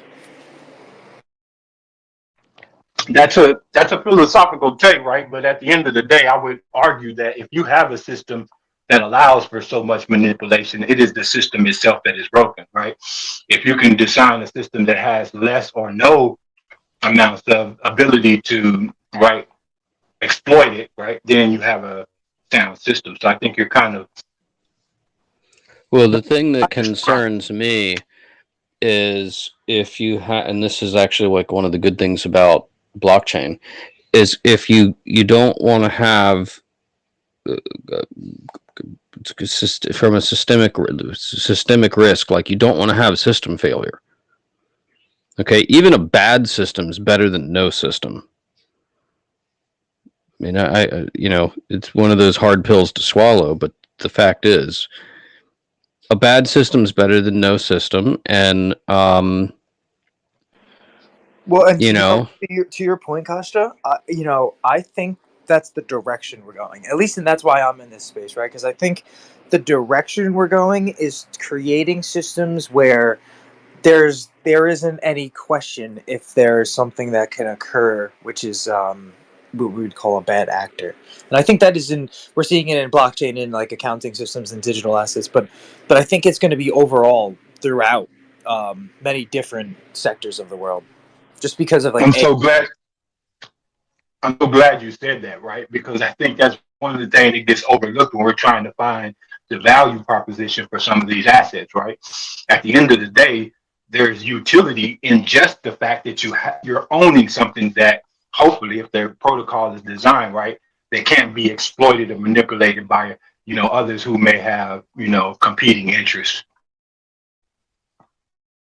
That's it, and that's why I personally I like one other reason why I advocate for the XRP ledger, just because I felt like that was like a good starting point to be able to have that infrastructure, to have the concepts behind that infrastructure. dude, I just think the freaking system's engineered quite well. I mean, from a financial engineering point of view, I can do so many things. I mean, I don't have the resources and manpower to execute on it, but like, dude, I could do so many things with the XRP ledger. I mean, it's there. It's there. I mean, I would even have a hard time thinking of how many different types of business models I could reproduce or augment or. Yeah, and I'm Here's on the thing. Here's the thing, Karma, though, I agree with you, but even David and Ripple have acknowledged in some ways, maybe subtly or explicitly, that the cost of moving money down, particularly when you're doing it through the clients that they have, didn't guarantee that the end user was going to benefit from, right? So the Well, intermediary who's using the protocol could just collect all of those savings and hoard them amongst themselves. Doesn't necessitate that they get passed down to the end user. well, Cast it. Let me say, okay, so here's how this unfolds. First off, let me say, when I made the statement I just made, I'm operating under the premise that, the regulatory nonsense is over. The banks, you've got access there, like you can actually do things in the real world. And, and I'm thinking from that. So that's like I know But that's also, not true today, but that's I feel like gonna be true in the future. So I'm thinking from that point of view. So like from a future point of view, and then what happens is, you have idiots like me who, and probably some other folks in this chat who are willing to go out there and try and do a better job than the incumbents, right? that's true. And so the way the cost savings gets passed down to the retail, to the end user, is not through some, I mean, it could theoretically, but it's just typically not how things unfold. It's not through some altruistic incumbent who is going to like find a real big cost savings and like pass that on. It's they're only going to pass on the cost savings when the competition heats up and they start losing customers to folks who can do the job for cheap, better, faster, cheaper, I was right? about to say the same I'm, thing I'm, about competition. I'm so glad you said that, right? Because that's what I have been looking for. And a few times I've come in here and tried to advocate the importance of the community creating those either companies or protocols, right, to compete with those incumbents so that that competition can But actually take place, right? Keshta, it doesn't have also to be us. Like it would be like a small bank would actually lower his fees to compete with a bigger bank. So it doesn't even have to be the community. I think even banks among themselves will. Oh, we can use Ripple and we can lower the fees so we can attract more Well, clients. You know. yeah, I mean that's obviously what's Yeah. You know, because for the smaller to mid-sized banks, these money center banks are a cost center. yeah, I would say that's the smaller to mid-sized bank thing. Once you start getting into bigger institutions, Egyptian, it's more of like a, oh, they're using them, or we're gonna use them. It's more of like a everybody kind of gets on the network when Yes, they so the start. competition, and that's to get to the point that the competition is going to actually drag it down, drag the cost down. So, yes, at the beginning, Well, you saw the same thing. Look at like trading stocks online, right? Like that, it started off and it was like, oh, this is crazy. And then it was like, wait a second. Like the traders were like, I can like not pay $20 a transaction. I mean, I can pay $2. Wait a second. I can make more money if I'm not stupid and spend money like wasteful transaction fees. And then now you have all the way down to Robinhood, where I know it's not technically free, but it's free. Like from the consumer's point of view, there's no transaction because it went all the way to zero. but the thing is, Karma with money transfer is kind of like if you can provide it cheaper, yes, it like you say, yes, it's a cheaper, but also get your client satisfied and get new client to your bank, so you get more deposits. So, like it has an advantage to it. Like Robinhood, yes, you're right. But of course, Robinhood makes money in another way. For banks, it would be okay. I want to actually get more clients. I want more deposits. So that's a way to do it. I will lower the fees. And that would be better. How to that ultimately when you kind of crowdsource it, right, you can get Kishta, what happened? I think he got rugged. Yeah. By the way, guys, we're coming up on about the 10-minute warning here. So if anybody wants to, if anybody that hasn't spoken up would like to speak up, we got a few more minutes, and then we're gonna kill it. Yeah, that went by a lot faster than I thought. I guess we could go over it a little bit too if we have the combo keep going. Well, we got that 6 o'clock, so 6 o'clock, right? Yeah. And listen, anybody in the audience, if you want to come up, please feel free to hit the request at the bottom left-hand side. And if you could, at the bottom right-hand side, got a little plus sign. If you could retweet the space for us, even if it's only 10 minutes left, people might see it in the future and might get a good listen from it. We try and do these educational spaces typically Monday through Friday, so it always helps to get out and get more people in here. Okay, here's one of the news today. Bitcoin mining company Compass Mining loses facility for not paying electricity bill because they couldn't pay the electricity bill. Ouch. There was a couple things actually out. I think I posted something up at the top. PolySign just had another fundraiser, which they raised $53 million in a Series C round. yeah, that's a big deal. I promise you, there's a lot of quietness going on there, but that's gonna be And Standard Custody, if I'm not mistaken, was in this. yeah. With them. No, but even more impressive, it's they can do it at the right circumstances, the economy, because nobody wanna fund anybody now. Nobody wanna do That's right. You're talking about Even interest more. going up, and there people are $53 million are spent on their stock. But see, the thing is, okay, you build in the company, right? And then you hit, so there's like some sort of basic milestones. First, you have to prove like, minimum viable product, right? Then when you start raising money like that, there's a couple steps in between. But then when you start raising money like that, you're buying salespeople. Like, this is where my other company's at. Like, I need to fund and buy a bunch of salespeople, and like the product's there, blah blah. It works. Okay, people love it. We've had 1,000-something sales. I mean, the thing makes money. It's profitable, but you got to throw salespeople on it. To me, I saw that 50 mil, and I was like, okay, here comes the salespeople.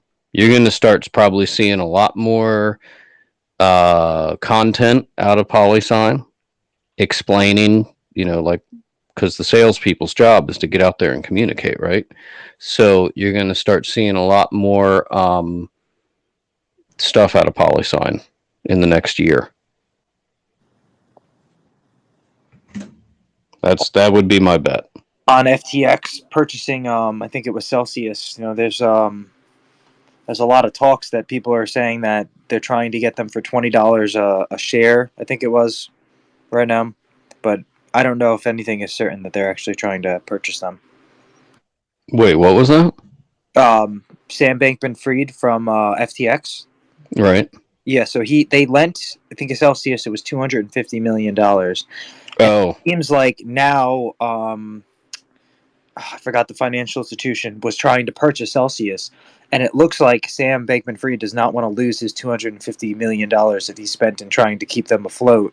So it looks like he's trying to purchase them over the financial institution. Are you talking about BlockFi or Block? This is BlockFi, right? So I knew I was saying the wrong one. Thank you. Yeah, this is BlockFi. Yeah. But, so, see, that sounds to me like the classic strategy where, let's take a real estate deal. Okay, I own some property. I'll sell it to you, and I'll hold the mortgage. Okay, I don't believe you're going to be able to foot the mortgage. So eventually, I figure I'll foreclose on you and take the property back. Does that make any sense, like from a financial point of view? But I think the situation here is different because I don't think Sam gives them the money yet. The deal is still on the table, and now I think what's his name, Bombiliano and his fund, they are trying to raise 250, because if they didn't raise 250, and uh, so BlackFi has to take Sam deal. Basically, Bombiliano and his funds, Creek, Morgan, whatever, they are gonna lose their money. They invested so deep in BlackFi. So if Sam actually took the deal and Yeah, BlackFi he's took gonna the take deal, it. Yeah, and so he'll most likely take it, because if not, they're probably gonna just yeah, and now Bombiliano and Morgan Creek, they are gonna lose their money. Basically, everything they invested in BlackFi is gone.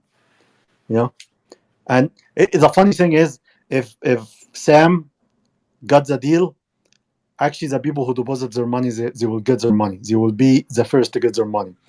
If Bombiliano, the fucking scammer, okay, if he actually was able to close the deal, he will benefit, and the depositor will be the last people who take the money.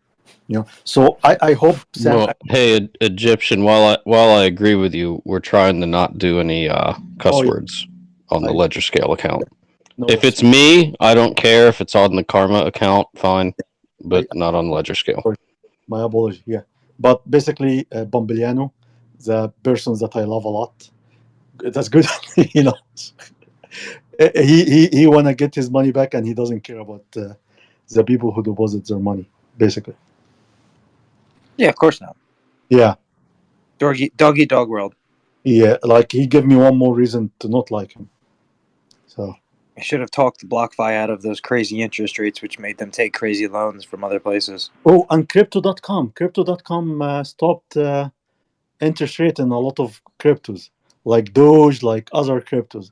They stopped giving interest on it. I don't know if somebody has more details, but I heard it today. I don't know. Let me search it. Well, some of them had to stop. They got served from notices from different like states and so forth, and countries. Depends on where you live. They got told they had to stop their interest. Come on, scam. Come on. You smart. Do you think that's the only reason? Is that the reason why? Because they cannot. Because people now, people looking at the CFI product, and now CFI cannot gamble and cannot risk as much as they did before, because basically for the short term they learned their lesson. You know what I mean? So they don't want to risk a lot of money Well, right now. well, BlockFi It's a announced the other day deleverage. they're going to raise their rates. BlockFi's CEO Zach, look it up. He just said yesterday they're going to raise their rates in the next couple weeks. That's the dumbest thing ever. Like, that's so dumb. That's what they're doing. Could just be saying Well, it for, Egyptian. How is that much different than like a central bank? Like, look at Russia when they got sanctioned. They raised their rates, right? Why? So they could attract deposits But and like detract from withdrawals. okay, but the central bank has a, they can print money, right?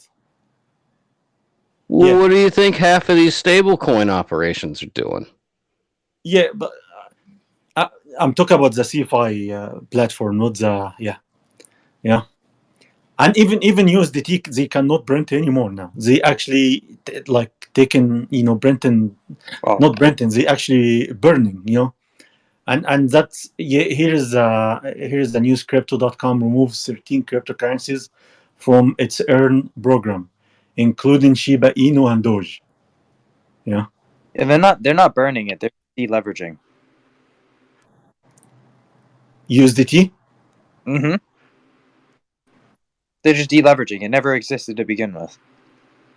I agree with you in that part. Like, it never I kind existed. of I kind of agree. I think you've had some of these stable coins, which I've called margin loans, effectively facilitate the creation of a bunch of leverage. And I never thought they were going to last long, but they lasted longer than I thought, and so that's cool.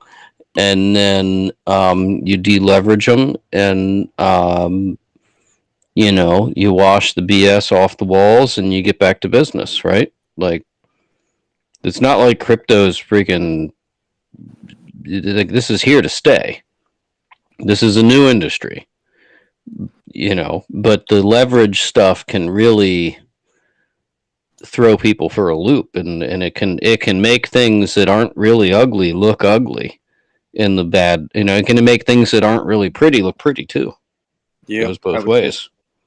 welcome up, XR Doge Vagabond, XR Ship. You got a lot of things in there, and Rhinosphere. Oh, sorry, Rhinoshare.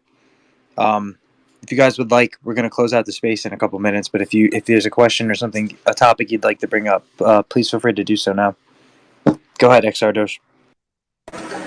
Hey guys, it's great to see this Internet of Value episode 2. Actually, I missed episode 1, so I really don't know what you were talking about in episode 1. But I will just say that we are in the right crypto. XRPL being the most utilized in the future, God willing. So, yeah, it's all AI and fourth industrial revolution, and it's robotics and 5G and everything like that. So these addresses won't be used by humans in the future. It'll be all automated and stuff like that. And we're not going to be waiting 56 minutes or 66 minutes for transactions to go through. Like Napster and was initially the first That's a good example. downloadable music, but it's it's not existent anymore. As well as AOL and stuff like that. When the dot-com bubble popped, what companies survived? eBay, Amazon. Am I just not hearing anybody? Yeah. So, like the World Economic Forum have chosen six cryptos: XRPL, XRP, XLM, Algo, ADA, Solana, and Cello. And in Davos, the World Banks are deciding what they're going to be doing with the CBDCs and stuff like that. So we're in the right spot, and stable coins are in like a self-destructive death spiral, and no way where the bank is going to let normal people take over. And the shadiness of this USDT being on an island which has never been audited and stuff like that.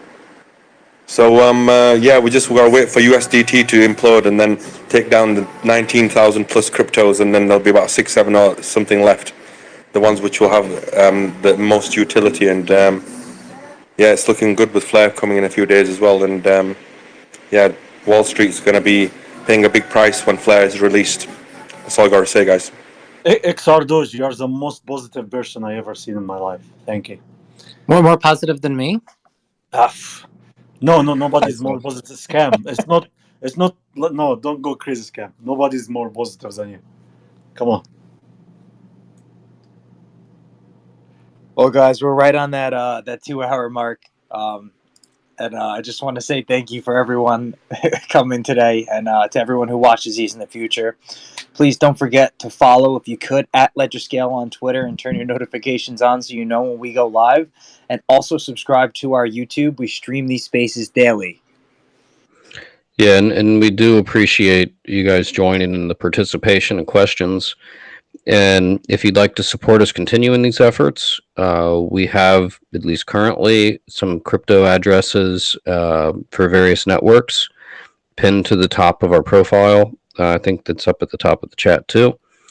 And thank you for joining. And for the folks who did contribute, we very sincerely appreciate it. And we'll see you tomorrow.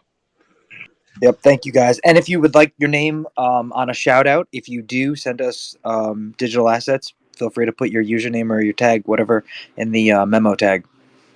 But thank you guys. Good night, everybody. Good night.